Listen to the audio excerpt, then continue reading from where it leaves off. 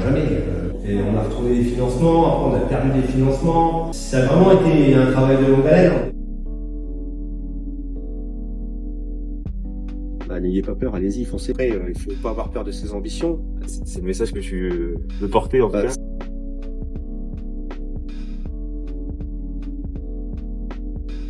Alors, Honbleu, ville de l'Est de la Somme, pourquoi Honbleu a de l'avenir? On est issu du monde agricole depuis les années 1950 où on était vraiment tourné vers l'agriculture.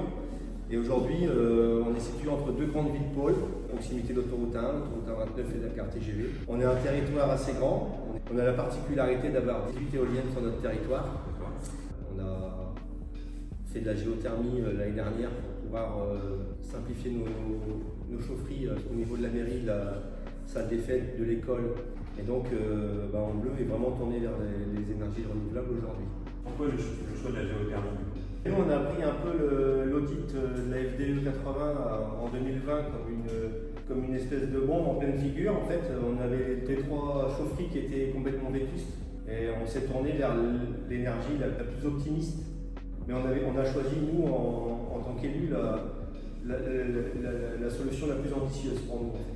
On a réussi à faire un projet qui était à la hauteur de notre budget annuel. Donc il a fallu se battre pour aller chercher des subventions, il a fallu aller chercher le maximum d'argent qu'on pouvait trouver. Est-ce que vous avez douté Alors, on a commencé en 2020, mais on est en 2024. Alors ça paraît simple comme ça, mais on a vraiment douté. Il y a eu quelques réunions qui étaient vraiment très chargées et où on a vraiment douté avec mon adjoint Nicolas Déhé, où on a vraiment dit quelques fois où on allait devoir arrêter. Puis on s'est appuyé sur la FDE 80 qui nous a vraiment aidés. Et puis on est arrivé en décembre 2023 à inaugurer notre géothermie et ça fonctionne du tonnerre.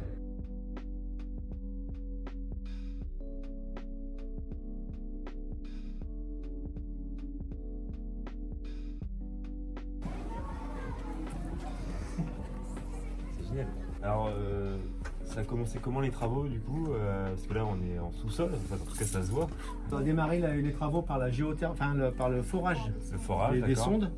On avait fait une sonde l'année d'avant, une sonde test. Et donc là on a commencé en avril-mai 2023 par faire les 7 sondes de géothermie, 150 mètres. L'eau il va circuler en fait dans le circuit pour récupérer les calories du sol. Et c'est renvoyé directement vers la partie primaire au niveau de la pompe à chaleur. Et ça sera renvoyé vers le secondaire, donc notre réseau hydraulique au niveau du bâtiment.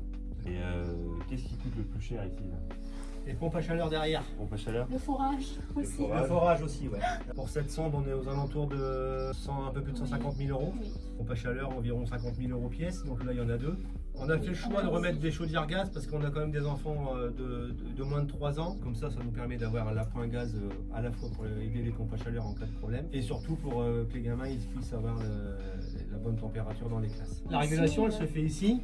Ici, monsieur le maire, il peut visualiser la courbe de chauffe, il peut programmer les les températures des D'accord. pièces, tout ça. Et À du coup, distance. vous avez un opérateur qui vous aide aussi ou c'est pas monsieur le Ça, maire ça, qui arrive oui, oui. Ça, c'est le un matin à 3h du matin quand même? Là, on arrive à retrouver l'intégralité de la chaufferie à l'écran. Donc vous voulez mettre 19 dans les classes ou dans la salle des fêtes, vous retrouvez la chaufferie, salle des fêtes, la chaufferie, école. Il y a une petite formation qui Ouais, on se a fait fait au début avec pour leur l'exploitant, montrer installateur. avec l'exploitant, donc Misnar, qui a fait les travaux de chauffage. Il a fait une petite formation pour leur montrer comment se connecter à distance, comment régler la température, etc.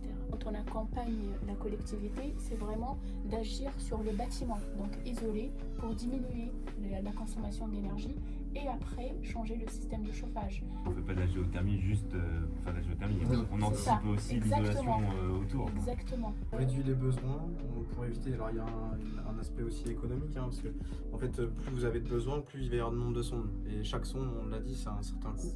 Donc en fait, on vaut mieux isoler, donc réduire nos besoins, et donc pour adapter le nombre de sondes aussi derrière, et de pouvoir finalement avoir un projet cohérent. C'est aussi pour ça qu'il y a des financements.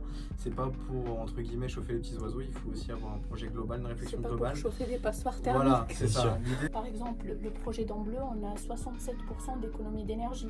Voilà, Bon là on est c'est- entre nous, mais avec la question que un habitant peut te poser, c'est bon, très bien les économies d'énergie, mais qu'en est-il des baisses sur les factures de la collectivité? Concrètement, On nous a promis environ 20 000 euros d'économie annuelle. On peut dire qu'on y est aujourd'hui. Et donc ça, c'est 20 000 euros que tu vas pouvoir réinvestir ailleurs ou Forcément, en tout ouais. cas avoir une capacité d'autofinancement dans ton budget. On a un reste à charge d'environ 125 000 euros pour D'accord. l'ensemble du projet pour la mairie. D'accord. Et on économise environ 20 000 euros par an. En 6-7 ans, on a amorti notre machine. Pour la mairie, en tout cas, vous avez largement amorti. Ouais. Le coût total, c'est 783 000 euros, D'accord. avec 20% reste à charge de la commune. Il y a des subventions qui ont été données. Donc pour les citer quelques-unes, donc l'ADEME évidemment, donc la subvention Fonds Chaleur, mise en place pour tous les projets de chaleur renouvelable en France, et donc dont la mairie a bénéficié. Donc il y a aussi des aides de la région, donc ce qu'on appelle le fonds Fratrie aussi, donc qui est une aide sur les mêmes bases de calcul que celle de l'ADEME, qui permet de venir bonifier cette prime-là. Et puis après plein d'autres aides de l'État. La DSIL, La Fonds DETR. Vert, DETR et le C'est fonds de ça. concours de la FDE 80. Et la FDE aussi a abondé. Total. Voilà. Voilà, c'est ça. On a vraiment été gratifié de tout ce qu'on a pu à droite La à gauche. géothermie, C'est vraiment une énergie de proximité. C'est la plus proche de nous. Elle est dans notre sous-sol derrière la mairie, quoi. C'est vraiment l'énergie qui est à côté de chez nous. Donc la FDE 80, vraiment, on accompagne les collectivités dans la partie technique, financière, juridique. On est là, on fait l'étude de faisabilité, on explique les différents scénarios possibles et on les accompagne aussi pour solliciter tout ce qui est aide de l'État, DETR, Fonds Vert, DSIL.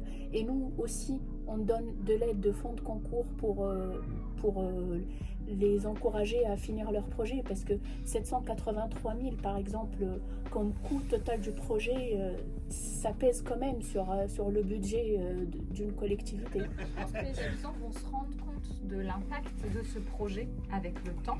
Parce qu'il ne faut pas se leurrer, ils en ont tellement entendu parler que quand ils nous croisent, ils nous disent oui, alors votre projet géothermie, je les comprends, c'est parfaitement abstrait. Nous, ça nous a demandé qu'on réponde à toutes nos questions. Par contre, avec le temps, ils vont se rendre compte qu'au niveau du budget, c'était peut-être ce qu'il y avait de mieux à faire, mais comme toute décision importante, ça demande du temps pour qu'on Preuve voit de pédagogie.